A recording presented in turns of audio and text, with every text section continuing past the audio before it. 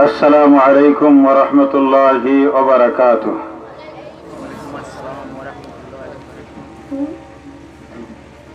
সবাই মনে হয় জিন্দা নাই, সবাই জিন্দা নেই। জিন্দা হলের জবাবে, জিন্দা হলের আওয়াজে সালামের জবাব হবে, দিবেন তো ইনশাআল্লাহ? আসসালামু আলাইকুম ওয়া রাহমাতুল্লাহি ওয়া বারাকাতুহু। ভাই কো রবার্টের ভাই, আপনার ওগুলো ঠিকঠাক করে দিয়ে দাও।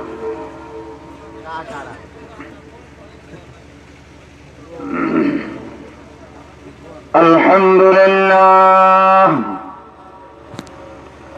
আলহামদুলিল্লাহ নাহমাদুহু ওয়া নাস্তাঈনুহু ওয়া নাস্তাগফিরুহু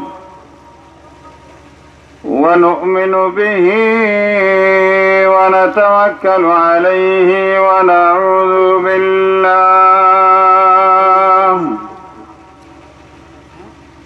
নাউযু বিল্লাহি মিন শুরুরি আনফুসিনা ওয়া মিন সাইয়্যাতি আমালিনা ওয়া নাউযু বিল্লাহি মিন শুরুরি আনফুসিনা ওয়া মিন সাইয়্যাতি আমালিনা من يهده الله فلا مضل له ومن يضلله فلا هادي له ونشهد أن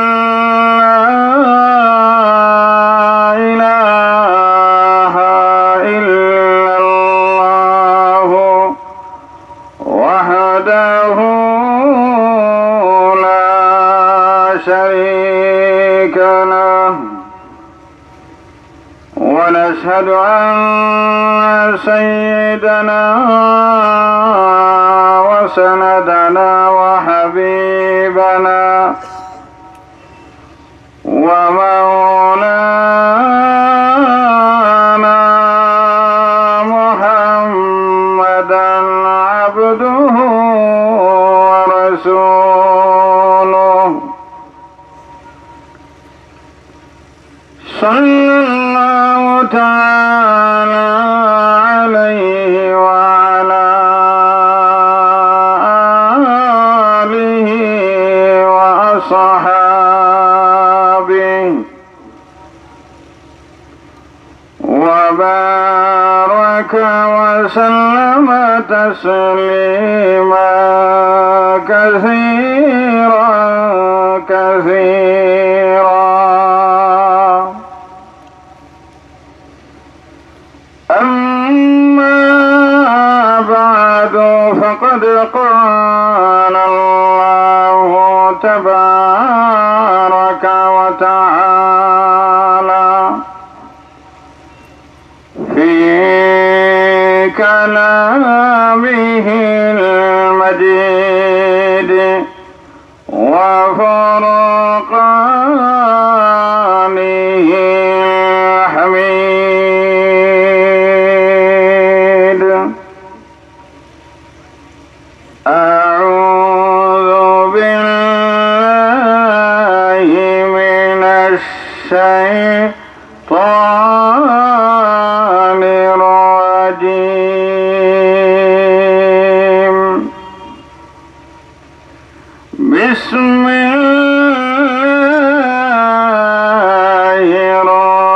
الرحمن الرحيم. وقل رب زدني علما.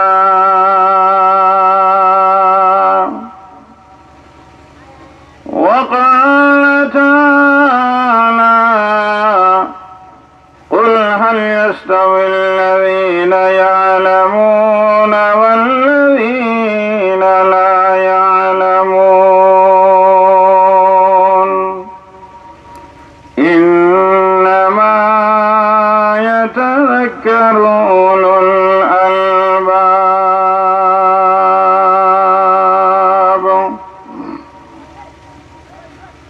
وقال النبي الصادق المصدوق صلى الله عليه وسلم: إن الله يبعث الناس يوم القيامة ثم يميز العلماء فيقول: يا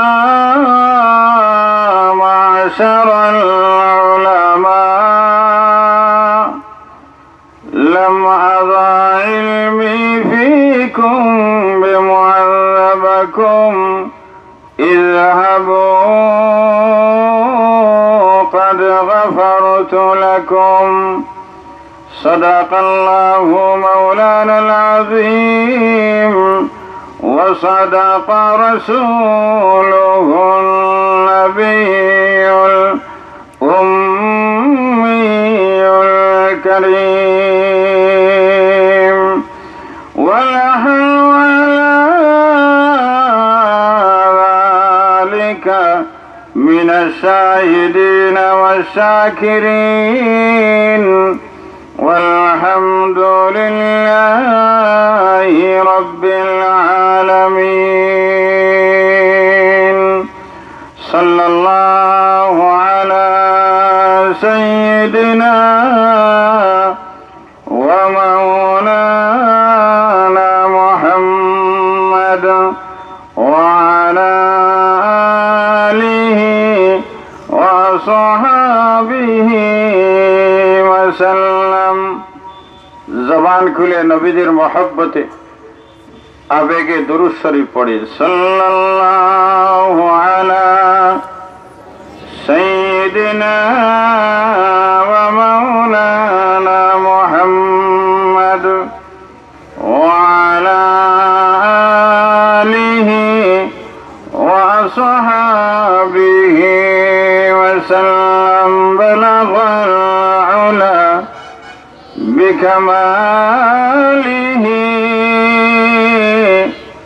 كشف الدجى بجماله حسنت جميع خصاله صلوا عليه وآله.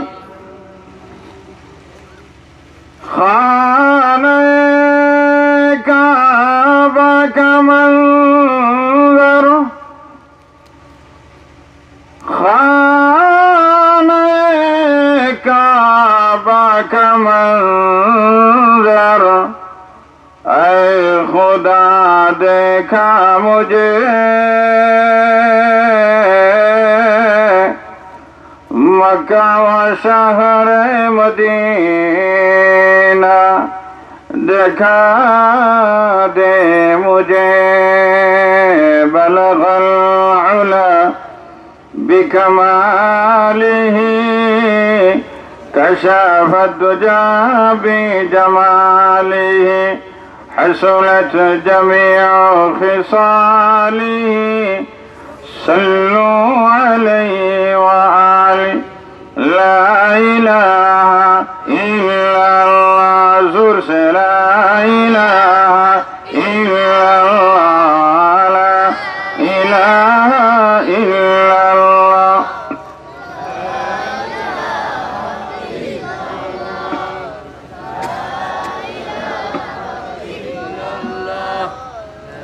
لا إله إلا الله لا إله إلا الله لا إله إلا الله محمد رسول الله.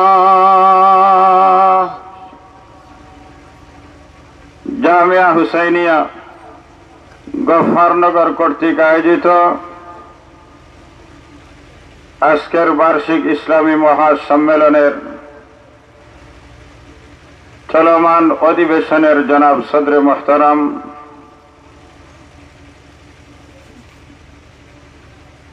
অত্যন্ত শ্রদ্ধেয় ব্যক্তিত্ব,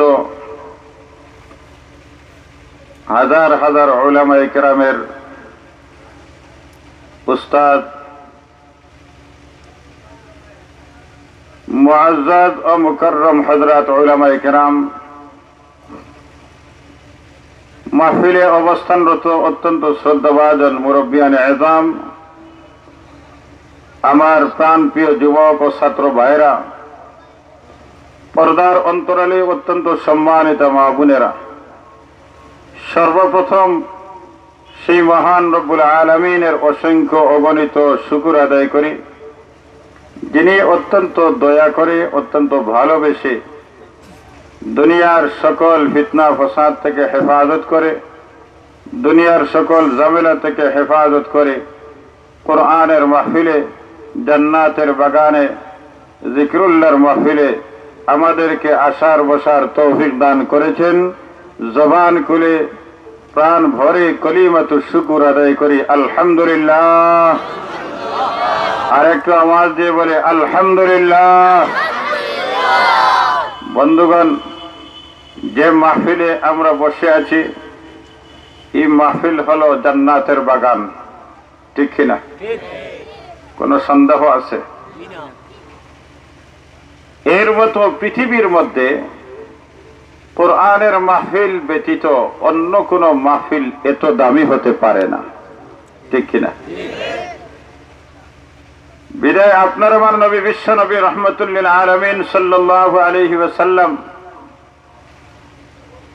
উম্মতের জন্য ঘোষণা দিয়েছেন, আজকের মাহফিলের মতো পৃথিবীর যতগুলি মাহফিল হবে সবগুলি হলো দুনিয়ার জান্নাতের বাগান। আরো আস্তে সুবহানাল্লাহ বলেন।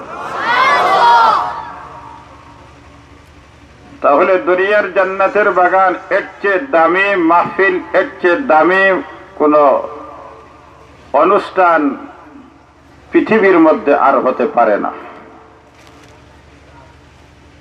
দুনিয়ার বাস্তবতা হলো, দামি কোনো জিনিসের সাথে কোনো ধরনের যদি সম্পর্ক হয়,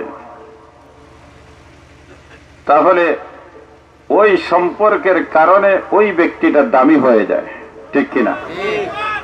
কারণ দুনিয়ার একজন সাধারণ নির্বাচিত একজন চেয়ারম্যান, ওনার যদি একজন পিএস হয়, তাহলে চেয়ারম্যান সাহেব দামি হয়েছেন চেয়ারম্যানের চেয়ারের কারণে, কিন্তু ওই দামি ব্যক্তির সাথে সম্পর্ক থাকার কারণে ওই গরিব দরিদ্র সামাজিক পারিবারিক অবহেলিত একজন ব্যক্তিও সে দামি হয়ে গেছে।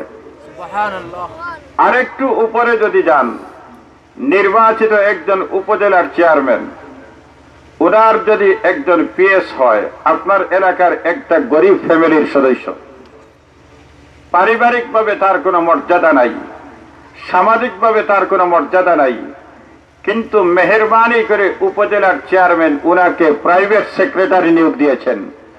বলুন, উনি দামি হয়েছেন না ওনার দাম আরো কমেছে? জবান খুলে বলেন, দামি হয়েছেন না কমেছে? দামি হয়েছেন। আরেকটু উপরে যদি যান, আমাদের কারাইঘাট জকিগঞ্জের নির্বাচিত এমপি মহোদয় আপনাদের এলাকার একটা দরিদ্র গরিব পরিবারের সদস্যকে উনার প্রাইভেট সেক্রেটারি নিয়োগ দিয়েছেন। বলুন, চেয়ারম্যানের পিএস আর এমপি সাহেবের পিএস এর মধ্যে ব্যবধান আছে না নাই? কারণ উনি কয়েক হাজার মানুষের প্রতিনিধি আর উনি কয়েক লক্ষ মানুষের প্রতিনিধি, বিদায় মর্যাদার ক্ষেত্রে ব্যবধান হওয়ার কারণে উনার প্রাইভেট সেক্রেটারিরও মর্যাদা ব্যবধান হয়ে গেছে, ঠিক কিনা? আরেকটু উপরে যান, আমার দেশের একজন মন্ত্রী মহোদয়, উনিও নির্বাচিত এমপি, কিন্তু উনাকে সরকার প্রধান, উনাকে মন্ত্রিত্ব দান করেছে। গণপ্রজাতন্ত্রী বাংলাদেশের মন্ত্রণালয়ের একটা মন্ত্রিত্ব উনাকে দিয়েছেন। উনি মন্ত্রী পরিষদে যখন সদস্য হয়ে গেলেন, উনার প্রাইভেট একটা সেক্রেটারি আপনার এলাকার একটা সন্তান নির্বাচিত হয়েছে। বলুন, ওই ব্যক্তির পিএস আর আপনার চেয়ারম্যানের পিএস এ ব্যবধান আছে না নাই? আকাশ পাতাল ব্যবধান। আরেকটু উপরে যদি যান, আমার এই ৫৬,০০০ বর্গ মাইলের নির্বাচিত একজন প্রধানমন্ত্রী, নির্বাচনের আগের দিন পর্যন্ত উনি এবং আপনার মধ্যে কোনো ব্যবধান নাই। উনিও এই দেশের সাধারণ জনগণ, আপনিও সাধারণ জনগণ, কিন্তু নির্বাচনের মাধ্যমে উনি নির্বাচিত হয়েছেন। ওনাকে সরকার, ওনাকে দল, সরকার প্রধানমন্ত্রিত্ব দান করেছেন। উনার সাথে সম্পর্কিত সেক্রেটারি যারা আছেন, ওই সেক্রেটারি আর আপনার ইউনিয়নের চেয়ারম্যানের সেক্রেটারি আকাশ পাতাল ব্যবধান, ঠিক কিনা? কারণ চেয়ার যত দামি, সেক্রেটারির দাম সেই পরিমাণ। চেয়ার যত দামি, ব্যক্তি সেই পরিমাণ দামি হয়ে যায়। আরেকটু উপরে যদি যান, এই দেশের প্রথম ব্যক্তি রাষ্ট্রপতি, উনার অফিসের সাথে সম্পর্কিত সাধারণ একজন আপনাদের এলাকার গরিব ফ্যামিলির তার ভাগ্য করেছে, রাষ্ট্রপতি তার অফিসে নিয়োগ দিয়েছেন। বলুন, ওই ব্যক্তির গরমাই আপনাদের এলাকায় থাকা সম্ভব হবে? বলুন না। কারণ তার সম্পর্ক রাষ্ট্রপতির অফিসের সাথে। এই দুনিয়ার মুসলমান, দুনিয়ার সাধারণ একজন মানুষ নির্বাচিত হওয়ার কারণে, মর্যাদার চেয়ারের মালিক হওয়ার কারণে ওই ব্যক্তির সাথে সম্পর্কিত মানুষগুলি যেভাবে দামি হয়ে যায়, পারিবারিক সামাজিক যে মানুষগুলির কোনো মর্যাদা নাই, কিন্তু ওই সম্মানিত নির্বাচিত ব্যক্তির সাথে সম্পর্ক হওয়ার কারণে দুনিয়ার মানুষগুলির কাছে সে দামি হয়ে যায়। আমার আল্লাহ আরশের মালিক রব্বে করিম, রব্বে করিমের সবচেয়ে দামি যে কিতাব, সেই কিতাবের নাম হলো আল কোরআন। যে কিতাবের গুণ হলো কিতাবুল্লাহ, যে কিতাবের বৈশিষ্ট্য হলো কালামুল্লাহ, ওই কালামুল্লাহর সাথে সম্পর্ক যাদের হবে, দুনিয়ার সকলের চেয়ে ওই ব্যক্তিটা দামি হয়ে যায়। এই জন্য এই দামি কিতাবের আলোচনা যে মাহফিলে হবে, ওই দামি কিতাবের তিলাওয়াত যে মাহফিলে হবে, ওই মাহফিলটা পৃথিবীর মাহফিলগুলোর মধ্য থেকে সবচেয়ে দামি মাহফিল ঘোষণা দিয়েছেন আপনার আমার নবী, বিশ্ব নবী রাহমাতুল লিল আলামিন। এই জন্য দুনিয়ার কোন দামি মানুষগুলি প্রধানমন্ত্রীর চেয়ারের দাম, এই জন্য ওই চেয়ারে যিনি বসবেন তিনি দামি হয়ে গেছেন।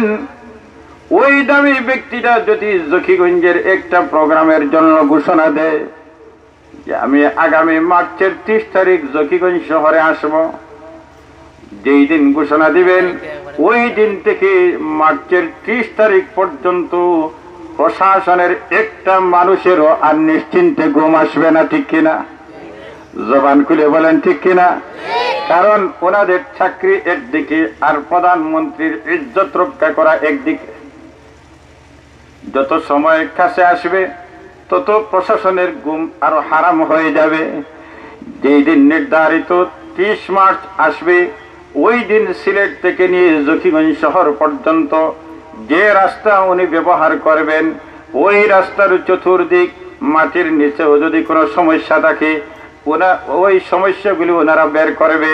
বাতাসের মধ্যে যদি কোনো গন্ধ পায় তাহলে ওই গন্ধটাও বের করবে, উপরে যদি কোনো গন্ধ হয় সেটাও বের করবে। কারণ ওনাদের চাকরি একদিকে, নিরাপত্তা একদিকে। এই জন্য নির্ধারিত তারিখ সিলেট শহর থেকে নিয়ে জকিগঞ্জ শহর পর্যন্ত এই 60 কিলোমিটার, 70 কিলোমিটার, 90 কিলোমিটার ওই রাস্তাগুলি প্রশাসনের বিভিন্ন স্তরের মানুষগুলি অস্ত্র শস্ত্র সজ্জিত অবস্থায় পাহারাদারি করবে। ওই যে জকিগঞ্জ শহরে যেখানে অনুষ্ঠান হবে, অনুষ্ঠানের চতুর্দিকে এমন পাহারা দিবে যেন একটা পিপিলিকাও যদি ঢুকতে চায় অনুমতি ছাড়া ঢুকতে পারবে না, ঠিক কিনা? যদি দুনিয়ার একজন মানুষকে পাহারা দিবার জন্য সেনাবাহিনীকে তলব করা হয়, প্রধানমন্ত্রীকে পাহারা দিবার জন্য বাহিনীকে তলব করা হয়, প্রধানমন্ত্রীকে পাহারা দিবার জন্য পুলিশ বাহিনীকে তলব করা হয়, গোয়েন্দা বাহিনীকে তলব করা হয়, আনসার বাহিনীকে তলব করা হয়, অনুষ্ঠানের চতুর্দিকে সুসজ্জিত অস্ত্র নিয়ে দাঁড়িয়ে থাকে। মেহমান বিদায় না হওয়া পর্যন্ত তাদের গলার মধ্যে রসও থাকে না, ঠিক কিনা? একদিনের ঘটনা, মাননীয় প্রধানমন্ত্রী আসবেন সিলেট শহরে। এখন যে রাস্তা দিয়ে উনি যাবে, শুধু এই রাস্তা নয়, ওই রাস্তার সাথে সম্পর্কিত যতটি রাস্তা সবটি বন্ধ হয়ে গেছে।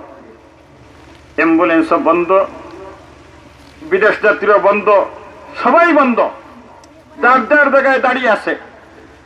ওই দিন আমার একজন সম্পর্কিত ভাই বিদেশ যাবে, নির্ধারিত ফ্লাইট সময় এয়ারপোর্টে যাবে। গাড়ি নিয়ে যখন রওনা, অনেক গবেষণা করে একটা ফাঁড়ি পথ বের করলাম যে এই পথ দিয়েই মনে হয়ে যাওয়া যাবে। কিন্তু এটাও জানা যে এই ফাঁড়ি পথটাও যেখানে বের হবে সেখানে আবার ওই রাস্তা হতে পারে, দৌড় দিয়ে তাড়াতাড়ি চলে যাব। কিন্তু না, সামনে গিয়েই দেখা যায় বাধা। পুলিশ ভাইকে বললাম, ভাই দেখেন ওনার এই টিকিট, হাতে আসে সময় মাত্র 8 ঘন্টা, ওনার জীবন একদিকে আর এই জায়গার দাঁড়ানো একদিকে। তখন পুলিশ ভাই বলে, হুজুর আপনার তো টিকিট নষ্ট হবে, ভিসা তো আছে, টিকিট তো আরো টাকা খরচ করে টিকিটের ব্যবস্থা করা যাবে, কিন্তু কোনো অসুবিধা যদি হয় তাহলে আমার লাইফ শেষ হয়ে যাবে। এই জন্য মেহরবানি করে অনুরোধ করবেন না, এখানে দাঁড়িয়ে থাকেন, কিছুক্ষণের ভিতরেই মেহমান চলে যাবে, এরপরে আপনাদের জন্য উন্মুক্ত করা হবে। অনুমতি নেই নাই। দুনিয়ার একজন দামি মানুষকে পাহারা দিবার জন্য এই 56,000 বর্গ মাইলের সেনাবাহিনীর দরকার হয়, রেব বাহিনীর দরকার হয়, পুলিশ বাহিনীর দরকার হয়, আনসার গোয়েন্দা বাহিনীর দরকার হয়। আমার আল্লাহ পৃথিবীর মধ্যে সবচেয়ে দামি মাহফিল কোরআনের মাহফিল। এই মাহফিলের মধ্যে যে বান্দারা আসবে এরাও দামি হয়ে যায়। এই দামি মানুষগুলিকে পাহারা দিবার জন্য আমার আল্লাহ সেনাবাহিনীকে ডাক দেয় না, রেব বাহিনীকে তলব করে না, পুলিশ বাহিনীকে তলব করে না, জকিগঞ্জের পুলিশ ভাইদেরকে তলব করে না। আমার আল্লাহ সৃষ্টির মধ্যে সবচেয়ে নূরের তৈরি একদম ফেরেশতা, আমার আল্লাহ ফেরেশতাদেরকে ডাক দেন, আমার নূরের তৈরি ফেরেশতারে, আমার কিছু দামি বান্দারা কোরআনের জন্য এখানে বসে আছে, কোরআনের মাহফিলে বসে আছে, দামি মাহফিলের মধ্যে বসে আছে। আমার ফেরেশতারে, আমার বান্দারা এই মাহফিলের মধ্যে যতক্ষণ বসে থাকবে তোমাদের জন্য আমি পাহারাদার নিযুক্ত করে দিলাম। শুধু চতুর্দিকে রহমতের নূরের তৈরি ফেরেশতা নয়, বিশ্বনবী রাহমাতুল আলামিন বলেন, হাফাতুহুমুল মালায়েকা ওয়া নাসিয়াতুহুমুর রাহমাহ। চতুর্দিকে নূরের তৈরি ফেরেশতারা দাঁড়িয়ে আছেন পাহারা দেওয়ার জন্য। এমনকি আপনার আমার নবী বিশ্বনবী রাহমাতুল লিল আলামিন ঘোষণা দেন, মাহফিল থেকে নিয়ে আরশ পর্যন্ত, মাহফিল থেকে নিয়ে আরশ পর্যন্ত নূরের তৈরি রহমতের ফেরেশতাদের এত ভিড়, একটা সুই যদি উপর থেকে নিচে নিক্ষেপ করা হয়, বিশ্ব নবীজি বলেন ওই সুইটা মাটি পর্যন্ত পৌঁছতে পারে না। আল্লাহু আকবার, আল্লাহু আকবার। এত দামি মাহফিল, এত দামি মাহফিল। এই জন্য মহান রব্বে করিম আমাদেরকে আজকের এই দামি মাহফিলে বসার সুযোগ করে দিয়েছেন। আবার জবান খুলে কলিমাতুশ শুকর আদায় করে আলহামদুলিল্লাহ। মহান রব্বে করিমের দরবারে দোয়া করি, ওগো আল্লাহ মেহেরবানি করে যখন কোরআনের মাহফিলে হাজির করে দিয়েছো, আয় আল্লাহ জিন্দেগির গুনাহগুলি মাফ করে তোমার ওলিদের খাতায় নাম লিখে আমাদেরকে বিদায় করিও। সবাই বলেন আমিন, আরো জোরে বলেন আমিন। বন্ধুগণ, আমি আপনাদের সামনে মহাগ্রন্থ আল কোরআন থেকে একখানা আয়াত এবং অন্য আরেকটি আয়াতের অংশ বিশেষ তিলাওয়াত করেছি। বিশ্বনবী রাহমাতুল্লিল আলামিন সাল্লাল্লাহু আলাইহি ওয়াসাল্লামের অসংখ্য অগণিত বাণী থেকে ছোট্ট এক বাণী আপনাদের সামনে তিলাওয়াত করেছি। তিলাওয়াতকৃত আয়াতগুলি এবং নবীজির বাণী সামনে রেখে যে বিষয় নিয়ে আমি আলোচনা করব, এই বিষয়টা আগে আপনাদের সামনে উল্লেখ করে দেই। উল্লেখ করলে ভালো হয়, আপনারা আলোচনা বুঝতেও ভালো হয়, শুনতেও ভালো হয়, আমারও আলোচনা করতে ভালো হয়, ঠিক কিনা? তখন আপনারাও বুঝতে পারবেন যে আলোচনাটা কোথায় যাচ্ছে। এই জন্য আজকের মাহফিলটা হলো একটা দিনী দরসগাহ জামিয়া হুসাইনিয়া গফফারনগর মাদ্রাসার উদ্যোগে আজকের এই মাহফিল। এই জন্য এই মাদ্রাসা একটা কওমি মাদ্রাসা, ঠিক কিনা? এটা সরকারি মাদ্রাসা নয়, এটা হলো দরকারি মাদ্রাসা। বাংলাদেশের মধ্যে দুই ধরনের মাদ্রাসা, একটা হলো সরকারি মাদ্রাসা, একটা হলো বলুন না, জবান খুলে বলুন, একটা হলো, আর সবাই একমত না, একটা হলো সরকারি আর একটা হলো, আরো জবান খুলে বলেন, একটা সরকারি আর একটা দরকারি। দরকারি, জবান খুলে বলেন দরকারি। একটা সরকারি আর একটা হলো দরকারি মাদ্রাসা। জামিয়া হুসাইনিয়া গফফারনগর মাদ্রাসা এটা সরকারি মাদ্রাসা নয়, এটা হলো একটা দরকারি মাদ্রাসা, কওমি মাদ্রাসা। এই মাদ্রাসা সম্পর্কে, মাদ্রাসার শিক্ষা সম্পর্কে, কোরআনের শিক্ষা সম্পর্কে আমি আলোচনা করব।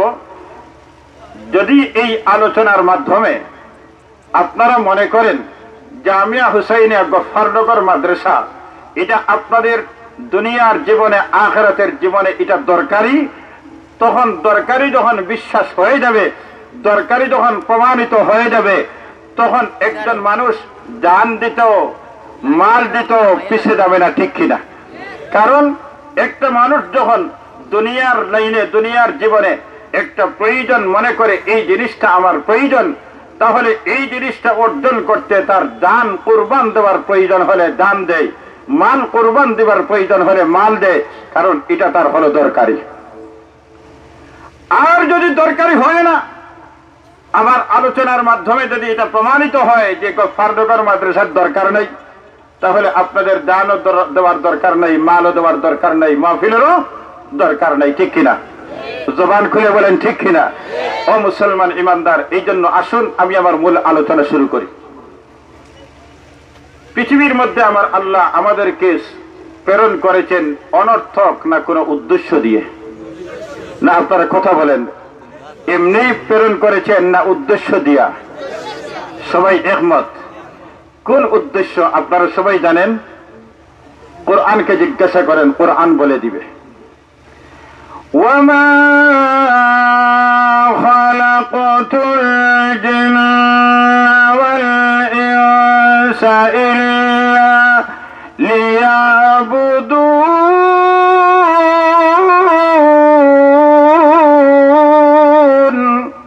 আমার আল্লাহ বলেন, আমি আল্লাহ মানব দানব সৃষ্টি করেছি কেবলমাত্র আমার গোলামের জন্য। কিসের জন্য? আরো জোরে বলেন, কিসের জন্য? আল্লাহর গোলামের জন্য আল্লাহ আমাদেরকে জমিনে প্রেরণ করেছেন। গোলামি শুধু 5 ওয়াক্ত নামাজ আদায় করার নাম গোলামি নয়, হজ আদায় করার নাম গোলামি নয়, যাকাত সঠিকভাবে আদায় করার নাম গোলামি নয়, রমজানুল মুবারকে রোজা ঠিকভাবে রাখার নাম গোলামি শুধু নয়, বরং গোলামি হলো জন্ম থেকে নিয়ে মৃত্যু পর্যন্ত, ঘুম থেকে উঠা আবার ঘুমানো পর্যন্ত 24 ঘন্টার কাজ হবে আল্লাহর হুকুম নবীর সুন্নত মতো, ঠিক কিনা? আমার চলা হবে আল্লাহর হুকুম নবীর সুন্নত মতো, আমার ঘুমানো হবে আল্লাহর হুকুম নবীর সুন্নত মতো, নামাজ হবে আল্লাহর হুকুম নবীর সুন্নত মতো, ব্যবসা হবে আল্লাহর হুকুম নবীর সুন্নত মতো, ব্যক্তি জীবন হবে আল্লাহর হুকুম নবীর সুন্নত মতো, পারিবারিক জীবন হবে আল্লাহর হুকুম নবীর সুন্নত মতো, সামাজিক জীবন হবে আল্লাহর হুকুম নবীর সুন্নত মতো, রাষ্ট্রীয় জীবন হবে আল্লাহর হুকুম নবীর সুন্নত মতো, প্রত্যেকটা কাজ হবে আল্লাহর হুকুম নবীর সুন্নত মতো। তখন প্রকৃতপক্ষে আমি একজন গোলাম, ঠিক কিনা? এখন দুনিয়ার বাস্তবতা হলো, একজন মানুষের অধীনস্থ যদি কোনো মানুষ হয়, আপনাদের মধ্যে অনেক ব্যবসায়ী বাইরে আসে না নাই? ছোট হোক বড় হোক ব্যবসায়ী বাইরে আসে না নাই? এই ব্যবসায়ী ভাই তার দোকানের মধ্যে কিছু কর্মচারী রাখে কি রাখে না? একজন হোক, দুইজন হোক, একাধিক হোক, রাখে না নাই? একজন পরিবারের জিম্মাদার, এই মাহফিলের মধ্যে যারা আছেন আপনারা অনেক আপনাদের পরিবারের জিম্মাদার, আপনি ঠিক কিনা? এমন কিছু মানুষ আছে না নাই? তাহলে পরিবারে আপনি জিম্মাদার, আপনার অধীনস্থ কিছু মানুষ আছে না নাই? দোকানের মালিক, তার অধীনস্থ কিছু মানুষ আছে না নাই? একজন রাজনৈতিক লিডার, উনার অধীনস্থ কর্মী আছে না নাই? একজন সমাজের জিম্মাদার, উনার অধীনস্থ মানুষ আছে না নাই? একজন দেশের জিম্মাদার, ওনার অধীনস্থ জনগণ আছে না নাই? এই অধীনস্থ মানুষগুলি জিম্মাদার লিডারের কথা মানবে তখন যখন লিডারের মর্যাদা তার অন্তরে থাকবে, ঠিক কিনা? পরিবারের জিম্মাদার ঘোষণা দিবে আমার পরিবার এইভাবে এইভাবে চলবে, বলুন অধীনস্থ মানুষগুলি তখন এই নির্দেশ মানবে যখন এই জিম্মাদারের মর্যাদা তার অন্তরে থাকবে। এখন যদি দেখা যায় জিম্মাদার পাগল, তার মর্যাদা অধীনস্থ মানুষগুলির অন্তরে নাই, বলুন নির্দেশ যদি একটারে 1000 বার নির্দেশ দিলে মানবে? বলুন মানবে? দোকানের মালিক যদি পাগল হয় আর দোকানের কর্মচারীরা বুঝে আমাদের মালিক একজন পাগল, তার মর্যাদা তাদের অন্তরে নাই, দোকানের মালিক এখন যতই নির্দেশ করুক, বলুন কর্মচারীরা মানবে না। পক্ষান্তরে পরিবারের জিম্মাদার, উনার মর্যাদা পরিবারের অধীনস্থ মানুষগুলির অন্তরে আছে, দোকানের মালিকের মর্যাদা দোকানের কর্মচারীর অন্তরে আছে, আর রাজনৈতিক লিডারের মর্যাদা কর্মীদের অন্তরে আছে, মহল্লার জিম্মাদার মহল্লার জনগণের অন্তরে আছে, এলাকার জিম্মাদার এই জনগণের অন্তরে এলাকার মুরব্বীর মর্যাদা অন্তরে আছে, রাষ্ট্রের জনগণের অন্তরে রাষ্ট্রপতির মর্যাদা অন্তরে আছে, সরকার প্রধানের মর্যাদা দেশের জনগণের অন্তরে আছে, সব বিভাগের মানুষগুলির অন্তরে আছে। যখন নির্দেশ আসবে পরিবারের জিম্মাদারের পক্ষ থেকে, দোকানের মালিকের পক্ষ থেকে, জেলার জিম্মাদারের পক্ষ থেকে, এলাকার মুরব্বীর পক্ষ থেকে, সরকার প্রধানের পক্ষ থেকে, রাষ্ট্রপতির পক্ষ থেকে, আসতে দেরি হবে, অধীনস্থ মানুষগুলি মানতে পালন করতে দেরি করবে না, ঠিক কিনা? যদি দুনিয়ার একজন মানুষের মর্যাদা না জানলে অধীনস্থ মানুষগুলি তার নির্দেশ পালন করতে তার মন চায় না, তাহলে আরশের মালিক আহকামুল হাকিমিনের পরিচয় ছাড়া একজন মানুষ দুনিয়ার জীবনের মূল উদ্দেশ্য গোলামের মধ্যে মজা পাবে না, ঠিক কিনা? এই জন্য আরশের মালিক রব্বি করিম আহকামুল হাকিমিন দুনিয়ার মানুষগুলির অন্তরে পরিচয় দেওয়ার জন্য, পরিচয়বিহীন জানার বাহিরে একজন মানুষের মর্যাদা যেভাবে অর্জন হয় না, ঠিক তেমনি ভাবে আরশের মালিক আহকামুল হাকিমিনের পরিচয় ছাড়া আল্লাহর গোলামের মধ্যে মজা আসবে না। এই জন্য আমার আল্লাহ মেহেরবানি করে, অনুগ্রহ করে, দয়া করে, মায়া করে দুনিয়ার মানুষগুলির কাছে তার পরিচয় দেওয়ার জন্য আমার আল্লাহ সর্বপ্রথম আমাদের আদি পিতা হযরত আদম আলাইহিস সালাতু ওয়াস সালামকে আল্লাহ জমিনে প্রেরণ করলেন পয়গম্বর বানাইয়া। আমার আল্লাহ পয়গম্বরকে নবী বানাইয়া প্রেরণ করলেন। একজন নয়, দুইজন নয়, কম বেশ 6,2 লক্ষ নবী রাসূলদেরকে আল্লাহ জমিনে প্রেরণ করলেন। সর্বশেষ আমার আল্লাহ প্রেরণ করলেন ইমামুল আম্বিয়া, সাইয়্যিদুল মুরসালিন, খাতামুন নবিয়্যিন, শফিউল মুযনিবিন, জিগর গুশায়ে আমেনা, তাজদারে মদিনা, মুহাম্মাদুর রাসূলুল্লাহ সাল্লাল্লাহু আলাইহি ওয়াসাল্লাম কে আল্লাহ প্রেরণ করলেন জমিনে। কিসের জন্য?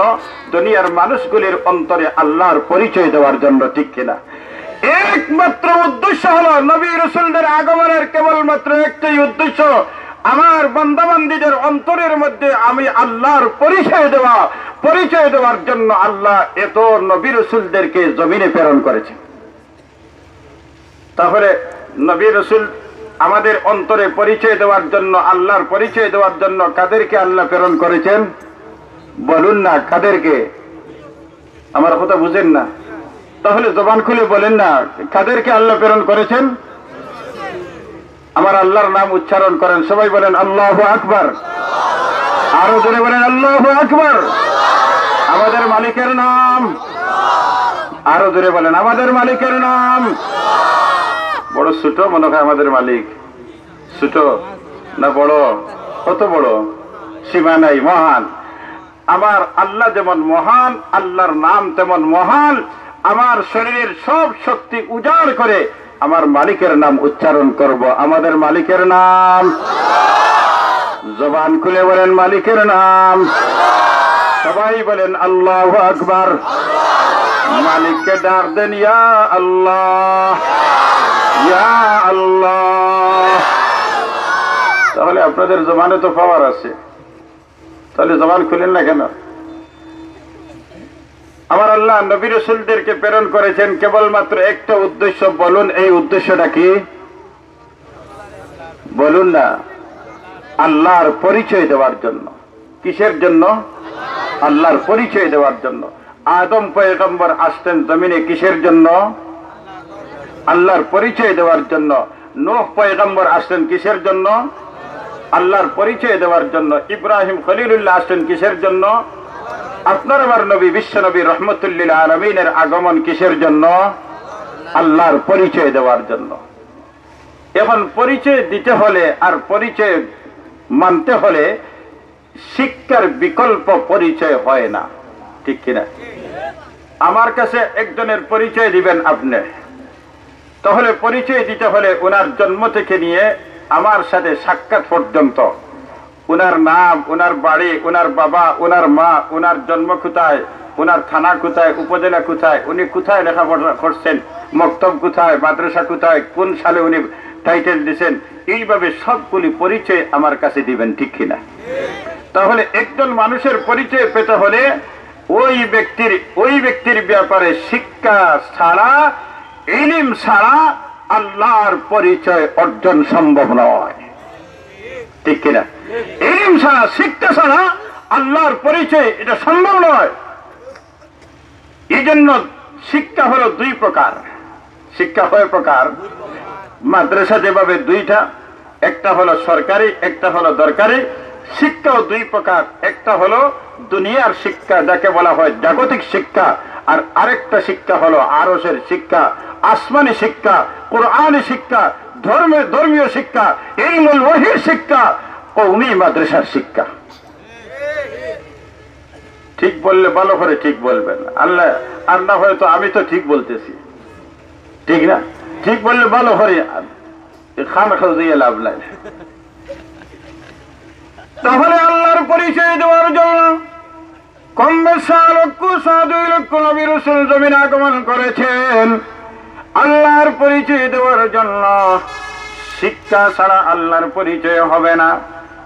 নবী রাসূলরা শিক্ষা দেওয়া সম্ভব হবে না। দুনিয়াবাসী শিক্ষা গ্রহণ করা, পরিচয় গ্রহণ করা সম্ভব হবে না।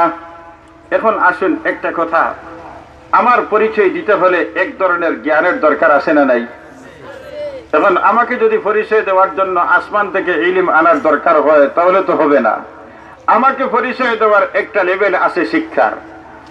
আমার আল্লাহকে পরিচয় দেওয়ার জন্য আল্লাহ যেমন শানওয়ালা, আল্লাহ যেমন আল্লাহ, তেমন আল্লাহর পরিচয় দেওয়ার জন্য আল্লাহ প্রদত্ত শিক্ষার দরকার হয়, ঠিক কিনা? আমার দেশের সরকার পরিচয় দেওয়ার জন্য, আমার দেশের রাষ্ট্রপতিকে পরিচয় দেওয়ার জন্য, আমার দেশের জনগণকে পরিচয় দেওয়ার জন্য, দুনিয়ার মানুষগুলিকে পরিচয় দেওয়ার জন্য আসমানি জ্ঞানের দরকার হয় না। দুনিয়ার শিক্ষার মাধ্যমে একজন ইঞ্জিনিয়ার পরিচয় করা যায়, একজন ডাক্তার পরিচয় করা যায়। যিনি ডাক্তারি পড়েছেন ওনাকে ডাক্তার মানুষ বলে, যিনি প্রকৌশলী ইঞ্জিনিয়ার ওনাকে ইঞ্জিনিয়ারিং শিক্ষা অর্জন করার কারণে ওনাকে প্রকৌশলী বলা হয়, ওনাকে ইঞ্জিনিয়ার বলা হয়। একজন ড্রাইভার ওই ব্যক্তিকে বলা হয় যে গাড়ি চালানোর শিক্ষা অর্জন করেছে। দুনিয়ার শিক্ষার মাধ্যমে একটা পদের পরিচয় করা যায়, কিন্তু আমার আল্লাহকে পরিচয় করার জন্য আল্লাহ প্রদত্ত শিক্ষা ছাড়া খোদার কসম করে বলতে পারি আমার আল্লাহর পরিচয় গ্রহণ করা সম্ভব হবে না। এই জন্য দুনিয়ার শিক্ষায় ডক্টর হতে পারেন, দুনিয়ার শিক্ষার মাধ্যমে ইংল্যান্ডের অক্সফোর্ড ইউনিভার্সিটির শিক্ষা অর্জন করে পৃথিবীর মধ্যে একজন এক নম্বর ডক্টর হতে পারেন, একজন শিক্ষিত হতে পারেন।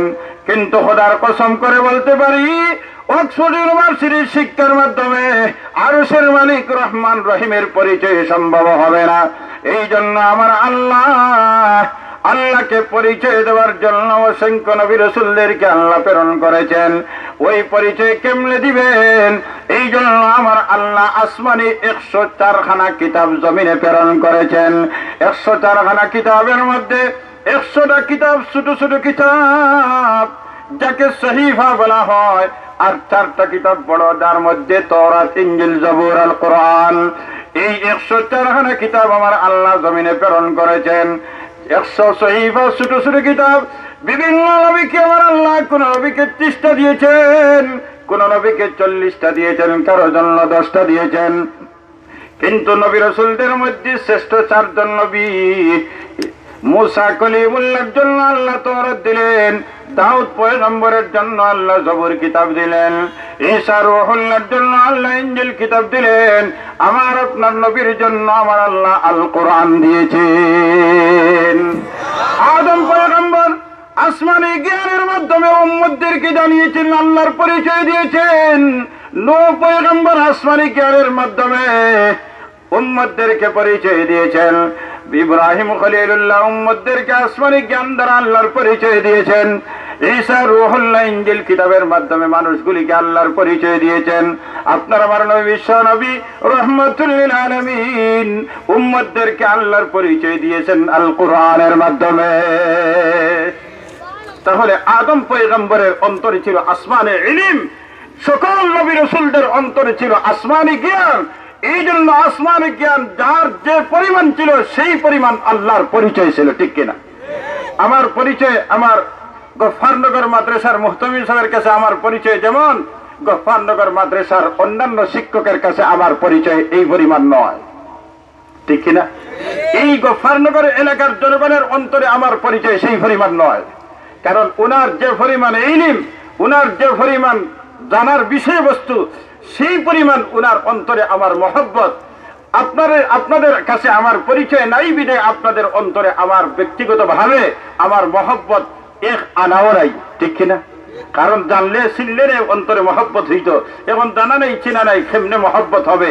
এই জন্য যে পরিমাণ ইলম সেই পরিমাণ জানা, যে পরিমাণ জানা সেই পরিমাণ মহব্বত অন্তরে হয়, ঠিক কিনা?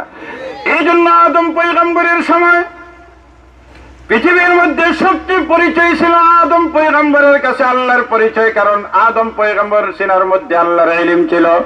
যেই পরিমাণ আল্লাহ ইলম দিয়েছেন সেই পরিমাণ আদম পয়গম্বরের অন্তরে আল্লাহর পরিচয় ছিল। যে পরিমাণ ইলম দিয়েছেন নূহ পয়গম্বরকে সেই পরিমাণ আল্লাহর পরিচয় ছিল। কিন্তু যে যুগের নবী যিনি নবী হন না কেন উনি হলেন সবচেয়ে বড় আলেম।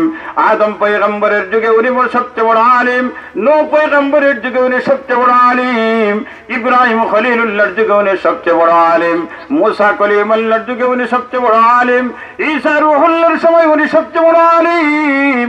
যে পরিমাণ ইলম সেই পরিমাণ আল্লাহর পরিচয়। কিন্তু আমার নবী, আমার আপনার নবী বিশ্ব নবী রাহমাতুল লিল আলামিন হলেন ইমামুল আম্বিয়া, ইমামুল মুরসালিন, খাতামুন নবীন, শফিউল মুজনিবিন মুহাম্মদুর রাসূলুল্লাহ সাল্লাল্লাহু আলাইহি ওয়াসাল্লামের সিনার মধ্যে আমার আল্লাহ দিয়েছেন আসমানি জ্ঞান। আমার নবীর কাছে যে পরিমাণ ইলম সেই পরিমাণে পরিচয় আমার আল্লাহর, যে পরিমাণ পরিচয় সেই পরিমাণ আল্লাহর গোলামের মধ্যে মজা। আমাদের ইলম, আমাদের পরিচয়, আমাদের কাছে আমাদের মাওলার যে পরিমাণ পরিচয়। নামের মধ্যে মজা, নমাজে মজা লাগে না, আসে না নাই? আমাদের নমাজে মজা লাগে? বলুন না, বুকে হাত দিয়ে বলুন, আমাদের নমাজ যেভাবে হওয়ার কথা সেইভাবে হয় আমাদের নমাজ? আর না হয় এক সজদা এক পাল্লায়, আর পুরা পৃথিবী এক পাল্লায়, এক সজদার দাম আল্লাহর কাছে সারা পৃথিবীর চেয়ে বেশি। তবে সজদার মতো সজদা হতে হবে, ঠিক না? তাহলে আদম পয়গম্বর থেকে নিয়ে ঈসা রূহুল্লাহ পর্যন্ত যত ইলম আল্লাহ দান করেছেন, আমার নবীকে সেই পরিমাণে ইলম দিয়েছেন আমার আল্লাহ, ঠিক কিনা? শুধু তাই না, কিয়ামত পর্যন্ত আমার আল্লাহ যত ইলম এই জমিনে দিবেন সবগুলি ইলম এক পাল্লায়। আদম থেকে নিয়ে ঈসা রূহুল্লাহ পর্যন্ত। শুধু তাই না, আমার নবীর পর থেকে আবু বকর সিদ্দিক থেকে নিয়ে কিয়ামত পর্যন্ত যত আলেম দুনিয়াতে আসবে, যার সিনার মধ্যে আসমানি জ্ঞান হবে, সবগুলি ইলম এক পাল্লায়। আর আমার আপনার নবী বিশ্ব নবী রাহমাতুল লিল আলামিনের ইলম এক পাল্লায়। তখন দেখা যায় সারা দুনিয়ার ইলম এক পাল্লায়, আমার নবীর ইলম এক পাল্লায়। সকলের ইলমের চেয়ে আমার নবীর ইলম বেশি। কারণ বিশ্ব নবী রাহমাতুল লিল আলামিন বলেন, উতিতু ইলমাল الأولين أوتيت علم الأولين والآخرين বিশ্বনবী রাহমাতুল্লিল আলামিন বলেন, আমার উম্মতের দল আমাকে আল্লাহ আগের ইলম দিয়েছেন, কিয়ামত পর্যন্ত যত ইলম আসবে সবগুলি ইলম একত্রিত করে আমি বিশ্বনবী রাহমাতুল্লিল আলামিনের জন্য দান করেছেন আল্লাহ। তাহলে আদমের ইলম আমার নবীর সিনার মধ্যে, নূহ পয়গম্বরের ইলম আমার নবীর সিনার মধ্যে, এমনকি ঈসা রূহুল্লাহর ইলম আমার নবীর সিনার মধ্যে। আজকে পর্যন্ত যত আলেম ইলম নিয়ে কথা বলছেন আল্লাহ, ওই আলিমের ইলম আমার নবী বিশ্ব নবীর সিনা মুবারকের মধ্যে। কি পরিমাণ ইলম! একটা উদাহরণ দিলে বুঝতে পারবেন। এই গত শতাব্দীর একজন ব্যক্তি আপনাদের মধ্যে অনেকের জানা, শেখুল ইসলাম আল্লামা মুশাহিদ বাইমপুরি রহমতুল্লাহ আলাইহি, নাম শুনেছেন? দেখছেন? খারা খারা দেখি একটু হাত উঁচা করেন। আলহামদুলিল্লাহ, অনেক মানুষ পাওয়া গেছে। শেখুল ইসলাম আল্লামা মুশাহিদ বাইমপুরি রহমতুল্লাহ আলাইহি কি পরিমাণ বড় আলিম ছিলেন! উনি যে রাত্রে ইন্তেকাল করেছেন, ঈদুল আজহার রাত্রে 2টার সময় ওনার বেদনায় সাক্ষাৎ করেছি। ফজরের আগে দুনিয়াতে চলে গেছেন। ঈদের দিন জানাজা দাফন কাফন সম্পূর্ণ হয়েছে। ওই ঈদুল আজহার রাত্রে রানাপিং এলাকার একজন হাজী সাহেব, উনি স্বপ্নের জগতে দেখলেন বড় একটা জাহাজ, একটা নয়, 2টা নয়, বহুতল বিশিষ্ট বড় জাহাজ। একতলা জাহাজ নয়, 2তলা নয়, বহুতল বিশিষ্ট একটা জাহাজ। যে জাহাজটা টোটাল খালি জাহাজ, পশ্চিম থেকে পূর্ব দিকে সুরমা নদী হয়ে আসতেছে। কিছুক্ষণ পর দেখা যায় ওই বহুতল বিশিষ্ট খালি জাহাজটা কিতাব দিয়ে ভর্তি। এমতো অবস্থায় পূর্ব থেকে পশ্চিম দিকে সুরমা নদী হইয়া চলে যাচ্ছে। এই স্বপ্ন দেখার পরে ঘুম ভাঙলো। ঘুম ভাঙ্গার পরে রানাভিং মাদ্রাসার প্রতিষ্ঠাতা মুহতামিম শেখুল হাদিস আল্লামা শানওয়ার কাশ্মীরি রহমতুল্লাহ আলাইহির সুযোগ্য শাগির্দ উস্তাদুল মুহাদ্দিসিন ওয়াল মুফাসসিরিন, উস্তাদুল মুহাদ্দিসিন ওয়াল মুফাসসিরিন আল্লামা শেখ রিয়াসত আলী শেখ চৌধুরী রহমতুল্লাহ আলাইহি উনার কাছে আসলেন। ফজরের নামাজ রানাভিং মাদ্রাসা মসজিদে পড়লেন। হাজী সাহেব ফজরের নামাজের পরে শেখ চৌধুরী রহমতুল্লাহ আলাইহির কাছে গেলেন। গিয়ে বললেন, শহরিয়ার সাহেব, গত রাত্রে একটা স্বপ্ন দেখলাম, স্বপ্নের ব্যাখ্যা জানার জন্য আমি আপনার কাছে হাজির হয়েছি। হাজী সাহেব, কি স্বপ্ন দেখছেন? উনি বললেন, আমি দেখলাম একটা বড় জাহাজ, বহুতল বিশিষ্ট জাহাজ, টোটাল খালি জাহাজ, পশ্চিম থেকে পূর্ব দিকে আসতেছে সুরমা নদী হইয়া। কিছুক্ষণ পর ওই জাহাজ ভর্তি কিতাব দিয়ে আবার পশ্চিম দিকে রওনা। শহরিয়ার সাহেব, কি স্বপ্ন দেখলাম? শেখ চৌধুরী রহমতুল্লাহ আলাইহি বললেন, হাজী সাহেব, আপনার স্বপ্নের ব্যাখ্যা বড় কোনো আলিম দুনিয়া থেকে চলে গেছেন, বড় কোনো আলিম দুনিয়াতে চলে গেছেন। বাইমপুর থেকে রানাভিং মাত্র 30 কিলোমিটারের দূরত্ব, কিন্তু প্রযুক্তি ছিল না। বাইমপুরি রহমতুল্লাহ আলাইহির সংবাদটা শহরিয়ার সাহেব পর্যন্ত পৌঁছে নাই, রানাভিং পর্যন্ত তখন পৌঁছে নাই। যখন আস্তে আস্তে দিন শুরু হইল, জকিগঞ্জ খানাইঘাটের বাসগুলি সিলেটের দিকে রওনা, তখন যাত্রীদের মুখে মুখে রানাভিং পর্যন্ত পৌঁছে গেল শেখুল ইসলাম আল্লামা মুশাহিদ বাইমপুরি রহমতুল্লাহ আলাইহি দুনিয়াতে চলে গেছেন। এই সংবাদ যখন হাজী সাহেব শুনলেন, তখন আবার দৌড় দিয়ে শেখ চৌধুরী রহমতুল্লাহ আলাইহির কাছে আসলেন। আসিয়া বললেন, শহরিয়ার সাহেব, আমি স্বপ্ন দেখলাম, আপনি বললেন বড় আলিম দুনিয়াতে চলে গেছেন। সত্যিকার বড় আলিম তো চলে গেছেন, আল্লামা বাইমপুরি রহমতুল্লাহ আলাইহি দুনিয়াতে চলে গেছেন। তবে শহরিয়ার সাহেব, আমি এখন বুঝার জন্য আসছি, কেমনে আমার স্বপ্নের সাথে আপনার বাইমপুরীর সম্পর্কটা আমাকে একটু বুঝাইয়া দেন। শেখ চৌধুরী রহমতুল্লাহ আলাইহি ব্যাখ্যা দিলেন, হাজী সাহেব, বড় আলিম বললাম এই জন্য, আপনি বলেছেন জাহাজ ছোট জাহাজ নয়, একতলা দুইতলা জাহাজ নয়, বহুতল বিশিষ্ট জাহাজ। এই জন্য আমি বলেছি বড় আলিম হবে। আর জাহাজটা ভর্তি কিতাব। হাজী সাহেব, এই জাহাজ আপনি বলছেন পশ্চিম থেকে পূর্ব দিকে আসছে সুরমা নদী হইয়া। হাজী সাহেব, পশ্চিম দিকটা হলো মদিনাতুর রাসূল, মদিনা মুনাওয়ারা থেকে এই জাহাজটা এসেছে, বায়ুমপুর পর্যন্ত পৌঁছেছে। কিছুক্ষণ পর দেখলেন যে কিতাব, ও হাজী সাহেব, ওই জাহাজের মধ্যে যে পরিমাণ কিতাব দেখছেন সেই পরিমাণ ইলম আল্লামা বায়ুমপুরী রহমতুল্লাহ আলাইহি সিনার মধ্যে দিয়েছিলেন। আল্লাহ, আল্লাহু আকবার, আল্লাহু আকবার। ও মুসলমান ইমানদার, আল্লামা শেখুল ইসলাম বায়ুমপুরী রহমতুল্লাহ আলাইহি যার সিনার মধ্যে এই পরিমাণ ইলম, বহুতল বিশিষ্ট জাহাজ, 1450 বছর পরের যদি নবীর একজন উম্মতের সিনার মধ্যে এই পরিমাণ ইলম হয়, যে আলিম হরমের ইমাম সাহেবের খুতমার মধ্যে লুকমা দিয়েছিলেন, বিশ্ববরণ্য বিশ্বসেরা আলিম আল্লামা বায়ুমপুরী রহমতুল্লাহ আলাইহির সিনার মধ্যে যদি এই পরিমাণ ইলম হয়, তাহলে এর আগের যুগে হুজ্জাতুল ইসলাম কাসিম নানতুই রহমতুল্লাহ আলাইহির সিনার মধ্যে কি পরিমাণ ইলম ছিল। আল্লামা শাহ আনওয়ার কাশ্মীরি রহমতুল্লাহ আলাইহি চলতে ফিরতে কুতুবখানা, আল্লামা শাহ আনওয়ার কাশ্মীরি রহমতুল্লাহ আলাইহি সিনার মধ্যে কি পরিমাণ ইলম ছিল, কি পরিমাণ ইলম ছিল। কুতুবুল আরব, কুতুবে আলম শেখুল আরবুল আজম আল্লামা হুসাইন আহমদ বদনী রহমতুল্লাহ আলাইহি সিনার মধ্যে কি পরিমাণ ইলম ছিল। আরেকটু উপরে যদি যান, শেখুল হিন্দ রহমতুল্লাহ আলাইহি সিনার মধ্যে কি পরিমাণ ইলম ছিল। এর উপরে যান, শাহ ওয়ালিউল্লাহ মুহাদ্দিসে দেহলভী রহমতুল্লাহ আলাইহি সিনার মধ্যে কি পরিমাণ ইলম ছিল। আরেকটু উপরে যান, মযহাবের ইমাম ইমামে আযম আবু হানিফা রহমতুল্লাহ আলাইহি সিনার মধ্যে কি পরিমাণ ইলম ছিল। মযহাবের ইমাম ইমাম শাফি রহমতুল্লাহ আলাইহি সিনার মধ্যে কি পরিমাণ ইলম ছিল।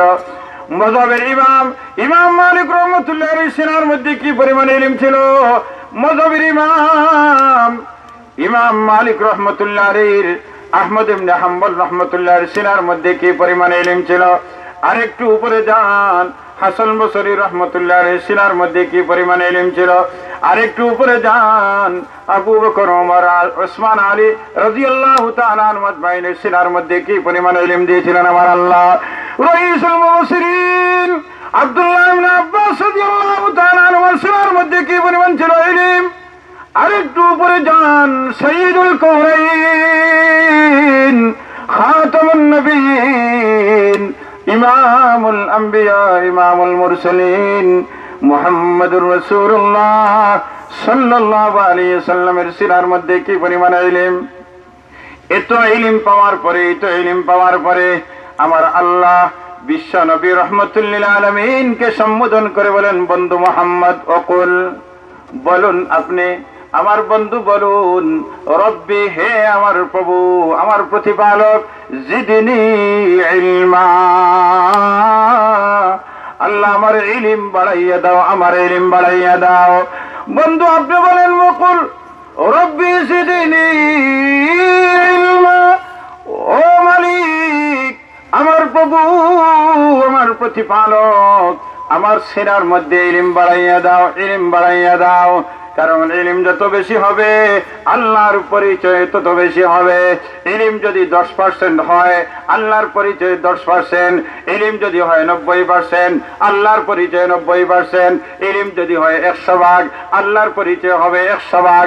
আল্লাহ যেভাবে আল্লাহর শুরুও নাই শেষও নাই, আল্লাহর পরিচয়েরও শুরুও নাই শেষও নাই, পুরুষ পরিচয়ের মাধ্যম আসমানি জ্ঞানের শুরুও নাই শেষও নাই। এই জন্য আমার নবীকে আমার আল্লাহ সম্বোধন করে ঘোষণা দিলেন, বন্ধু বলুন আপনি, রব্বি জিদনি ইলমা, আল্লাহ তুমি আমার ইলম বাড়াইয়া দাও, ইলম বাড়াইয়া দাও। যত বেশি ইলম হবে, আদমের ইলম পাইলেন, ঈসা রূহুল্লাহর ইলম পাইলেন, তাওরাত জবুর ইনজিলের ইলম পাইলেন, 106 বার ইলম পাইলেন, নূহ পয়গম্বরের ইলম পাইলেন, ইব্রাহিম খলিলুল্লাহর ইলম পাইলেন, আবু বকর ওমরের ইলম পাইলেন, আর শেখুল ইসলাম পয়গম্বরের ইলম পাইলেন, আর এই যুগের উলামায়ে কেরামের ইলম পাইলেন, কিয়ামত পর্যন্ত আলেমদের ইলম পাইলেন।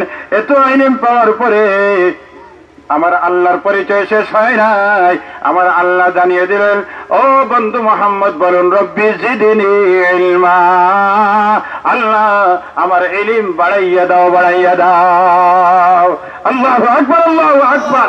এত ইলম, এত ইলম, এত ইলম, ইলমের তো দাম, ইলমের তো দাম। দুনিয়ার ইলম আর আসমানের ইলম, যে ইলম হলো আসমানের জ্ঞান, যে ইলম হলো ইলমুল ওয়াহির জ্ঞান, যে ইলম হলো কওমি মাদ্রাসার জ্ঞান, যে ইলম হলো গফফরনগর মাদ্রাসার জ্ঞান, যে ইলম হলো ধর্মীয় শিক্ষা, যে ইলম হলো কওমি মাদ্রাসার শিক্ষা, এই শিক্ষার এত দাম, এত দাম। যে পরিমাণ ইলম হবে আমার আল্লাহ সেই পরিমাণ মাথা থেকে পা পর্যন্ত প্রত্যেকটা অঙ্গ প্রত্যঙ্গকে আল্লাহ দামি বানাইয়া দেন। একটা ঘটনা বলি, শেখুল ইসলাম শেখুল আরবুল আজম আল্লামা হুসাইন আহমদ বদনী রহমতুল্লাহ আলাইহি কি পরিমাণ ইলমের অধিকারী ছিলেন, কি পরিমাণ ইলমের অধিকারী ছিলেন। আর ইলম যত বেশি হবে সিনার মধ্যে নূর তত বেশি হবে, ঠিক কিনা? কারণ ইলম একটা নূর, ইলম একটা নূর। ইলম যত বেশি হবে, পরিমাণ মতো যদি আমল হয়, সিনার মধ্যে নূর হয়, হাতের মধ্যে নূর হয়, জবানের মধ্যে নূর হয়, কথার মধ্যে নূর হয়, কানের মধ্যে নূর হয়, অঙ্গ প্রত্যঙ্গের মধ্যে নূর হয়। যেমন উদাহরণ দিয়েছেন মুফাসসিরিনে কেরাম, একটা আম গাছের মধ্যে আম যেভাবে ধরে ছোট ছোট আস্তে আস্তে জন্ম নেয়, সময় সময় বাড়তে থাকে, যখন কাঁচা থাকে ভিতর কাঁচা তখন তার চামড়াটাও সবুজ থাকে, ঠিক কিনা? যখন তার ভিতর আস্তে আস্তে লাল হয়ে যায়, যখন ভিতরটা পাকা হয়ে যায়, তখন চামড়াটাও আস্তে আস্তে লাল বর্ণ হলুদ বর্ণ ধরে কি ধরে না? যখন পরিপূর্ণ ভিতর পাকে যায় তখন তার চামড়াটা পরিপূর্ণ লাল হয়ে যায়। ঠিক তেমনি ভাবে একদম মানুষের ভিতরে, সিনার ভিতরে যখন ইলমুল ওয়াহি, ইলমুল ওয়াহি কোরআনের জ্ঞান আছে, ওই পরিমাণ যখন তার আমল হয় তখন সিনার মধ্যে নূর হয়। এই নূরটা তার হাত দিয়ে বের হয়, এই নূরটা তার কান দিয়ে বের হয়, এই নূরটা তার হাত দিয়ে বের হয়, এই নূরটা তার পা দিয়ে বের হয়। শেখুল আরবুল আজম হুসাইন আহমদ মদনী রহমতুল্লাহ আলাইহি ট্রেনের ফার্স্ট ক্লাস সিটের মধ্যে বসা, ওনার সামনে একটা হিন্দু বসে আছে। যে মুহূর্তে হিন্দু বসেছে কিছুক্ষণ দেওয়ার পরে হিন্দু উঠে যায়, উঠার পরে টিটিকে বলে, এই টিটি ভাই আমার সিটটা পরিবর্তন করে দাও। কিসের জন্য ভাই? তোমাকে কেউ ডিস্টার্ব করছে, কেউ অসুবিধা করছে? বলে না ভাই, আমাকে কেউ অসুবিধা করে নাই, তোমার সামনে পিছনে ডানে বামে যাত্রী তোমাকে অসুবিধা করছে না? কোনো অসুবিধা করে নাই। তাহলে কেন তুমি সিট পরিবর্তন করবা? কারণ এই মুহূর্তে ফার্স্ট ক্লাস সিটের ব্যবস্থা নাই, তুমি ফার্স্ট ক্লাসের যাত্রী, এখন তুমি সেকেন্ড ক্লাস যাবে, সাধারণ ক্লাসে যাবে না, তোমাকে দেওয়া যাবে না। বলে ভাই আমাকে তাড়াতাড়ি সিট পরিবর্তন করে দাও। কেন এত বাধ্য কেন? বলো তোমার কোনো অসুবিধা হচ্ছে, কেউ তোমাকে অসুবিধা হচ্ছে? তখন আল্লাহর বান্দা হিন্দু ব্যক্তি বলে, না না ভাই আমাকে কেউ অসুবিধা করে নাই, তবে ভাই টিটি ভাই আমার সামনের সিটে যে আল্লাহর বান্দা বসা, ওই ব্যক্তির দিল এত নূরওয়ালা, এত পাওয়ারওয়ালা, আমার দিকে তাকিয়ে আছে, আমার দিলের অন্ধকার দিলের মধ্যে এমন আকর্ষণ করছে। আরো কিছু সময় যদি আমি বসি, আমার বাপ দাদার ধর্ম হিন্দু ধর্ম ছেড়ে আমি ইসলাম ধর্মের মধ্যে আমি ঢুকে যাব। আল্লাহু আকবার, আল্লাহু আকবার। ও মুসলমান, কি পরিমাণে ইলমের পাওয়ার! এত দামি ইলম, নূর। এই নূরের মাধ্যমে মানুষ দামি হয়ে যায়। কোরআন যারা কাছে যায়, কোরআনের কাছে যায়, দামি হয়ে যায়। আর একটা লাকড়ির টুকরাও যদি লাগে, ওই লাকড়ির টুকরাটাও দামি হয়ে যায়, ঠিক কিনা? কোরআনের সাথে সম্পর্ক যদি লাগে, তাহলে কোরআনের সাথে একটা কাপড়ের টুকরা যদি সম্পর্ক হয়, কাপড়ের টুকরা দামি হয়ে যায়। আপনি 5 গজ কাপড় কিনলেন, এখন আপনি বরেরতল বাজারের টেইলারের কাছে আপনি কাপড় দিলেন সিলের জন্য একটা পাঞ্জাবি হবে। এখন পাঞ্জাবি হওয়ার পরে মাত্র আধা গজ কাপড় আপনার বাকি থাকলো। আপনি দেওয়ার পরে সে বলল, ভাই হুজুর আপনার পাঞ্জাবির আধা গজ কাপড় রয়েছে, কি করব? উনি বললেন, আচ্ছা একটা কোরআন শরীফের প্যাকেট, কোরআন শরীফের বস্তানি বানিয়ে দিও। তখন কোরআন শরীফ বস্তনি বানাই ওই পাঞ্জাবি এবং ওই কোরআনের প্যাকেটটা দুইটা হাতে নিয়ে বাড়িতে আসছেন। আসার পরে হঠাৎ করে আপনার হাত থেকে পাঞ্জাবি পড়লো, আপনি উঠাইয়া জানা দিয়ে রাখ দিলেন। আর ওই কোরআন শরীফের বস্তনি এখনো কোরআন শরীফ ব্যবহার করেন নাই, এখন আপনার হাতে পড়ছে, উঠাইয়া আপনি চুমা খাইতেছেন, ঠিক কিনা? ও মুসলমান, তাহলে কোরআনের সাথে সম্পর্ক হওয়ার আগেই সে কি হয়ে গেছে? দামি হয়ে গেছে। এই কোরআনের সাথে সম্পর্ক, ইলমুল ওয়াহির সাথে সম্পর্ক, ইলম নূরের সাথে সম্পর্ক সম্পর্ক হবে, যার সম্পর্ক হবে তাকে আল্লাহ দুনিয়ার জগতে দামি বানিয়ে দিবে। কিয়ামতের দিন হাশরের ময়দানে আমার আল্লাহ দামি বানিয়ে দিবে। এই জন্য বিশ্বনবী রাহমাতুল্লিল আলামিন বলেন, ইন্নাল্লাহা ইয়াবাসুন নাসা ইয়াওমাল কিয়ামাহ সুম্মা ইউমাইয়িজুল উলামা। বিশ্বনবী রাহমাতুল্লিল আলামিন বলেন, কাল হাশরের ময়দান কঠিন মুহূর্তে ইসরাফিলের সিংহার মাধ্যমে যখন দ্বিতীয়বার সিংহায় ফুঁক দিবেন, ইসরাফিল দুইবার ফুঁক দিবেন। একবার ফুঁক দেওয়ার পরে পুরা পৃথিবী চূর্ণ বিচূর্ণ হয়ে যাবে। দ্বিতীয়বার ফুঁক দিবেন, ফুঁক দেওয়ার সাথে সাথে কবর থেকে যার যার অবস্থান থেকে উঠে হাশরের ময়দানের দিকে রওনা দিবে। হাশরের ময়দানের দিন ইসরাফিলের সিংহার ফুঁর মাধ্যমে হাশরের ময়দানে যখন সবাই একত্রিত হয়ে যাবে, একত্রিত হওয়ার পরে আমার আল্লাহ ডাক দিবেন ওই মানুষগুলির মধ্য থেকে। এই মানুষগুলির মধ্যে হাফিজে কোরআন, একজন আলিম, একজন মুহাদ্দিস, একজন মুফাসসির, আরে দিনের দায়ী, এইরকম যারা ইলমওয়ালা, যাদের সিনার মধ্যে কোরআন, যাদের সিনার মধ্যে ওই গফরনগর মাদ্রাসার শিক্ষা, যাদের সিনার মধ্যে আসমানি জ্ঞান, যাদের সিনার মধ্যে ইলমুল ওয়াহি, যাদের সিনার মধ্যে কোরআনের জ্ঞান, ওই রকম মানুষগুলিকে আমার আল্লাহ হাশরের মানুষগুলি থেকে আলাদা করে দিবেন। ইন্নাল্লাহা ইয়াবাসুন নাসা ইয়াওমাল কিয়ামাহ সুম্মা ইউমাইয়িজুল উলামা। আমার আল্লাহ ওই মানুষগুলিকে যাদের সিনার মধ্যে ইলম আছে, ওই মানুষগুলিকে আমার আল্লাহ আলাদা করে দিবেন। এরপরে আমার আল্লাহ ডাক দিবেন মহব্বতের ডাক, ওয়ায়াকুলু ইয়া মাশারাল উলামা,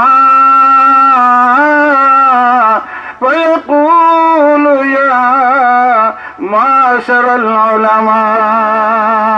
ও উলামায়ে কেরামের জামাত, যাদের সিনার মধ্যে গফরনগর মাদ্রাসার ইলম, যাদের সিনার মধ্যে কওমি মাদ্রাসার জ্ঞান, যাদের সিনার মধ্যে আসমানি কিতাব কোরআনের জ্ঞান, যাদের সিনার মধ্যে ইলমুল ওয়াহির জ্ঞান, যাদের সিনার মধ্যে নবীওয়ালা জ্ঞান, যাদের সিনার মধ্যে দেওবন্দের উলামায়ে কেরামের জ্ঞান, আরে তোমাদেরকে তোমাদের সিনার মধ্যে আমি ইলম দিয়েছি, তোমাদের সিনাকে কোরআনের জন্য নির্বাচিত করেছি, তোমাদেরকে গফরনগর মাদ্রাসার তালিবুল ইলম হিসাবে নির্বাচিত করেছি, তোমাদেরকে গফরনগর মাদ্রাসার শিক্ষক হিসাবে নির্বাচিত করেছি, আরে তোমাদের সিনার মধ্যে ইলম দান করেছি। তোমার সিনার মধ্যে ইলম থাকা অবস্থায় তোমার গুনার কারণে আমি আল্লাহ জাহান্নামের শাস্তি দিলে ওই কোরআনের ইজ্জত রক্ষা হবে না, ইলমুল ওয়াহির ইজ্জত রক্ষা হবে না, কওমি মাদ্রাসার মর্যাদা রক্ষা হবে না, ধর্মীয় শিক্ষার মর্যাদা রক্ষা হবে না। এই জন্য আমি আল্লাহ তোমাদেরকে জাহান্নামের শাস্তি না দিয়ে ইযাবু কদ গফরতু লাকুম, যাও যাও তোমাদের জিন্দেগীর সকল গুনাহ মাফ করে দিলাম। আরো আস্তে সুবহানাল্লাহ বলেন, জবান খুলে বলেন সুবহানাল্লাহ। আজকে গফরনগর মাদ্রাসার তালিবুল ইলমদেরকে আরে ওই কই মাসাত পড়ে গফরনগর পড়ে, তার কোনো দাম নাই, ঠিক না? এই গফরনগরের হুজুর, উনার কোনো দাম নাই, আপনার মসজিদের ইমামের কোনো দাম নাই, মসজিদের কোনো ইমাম সব ছাড়ো।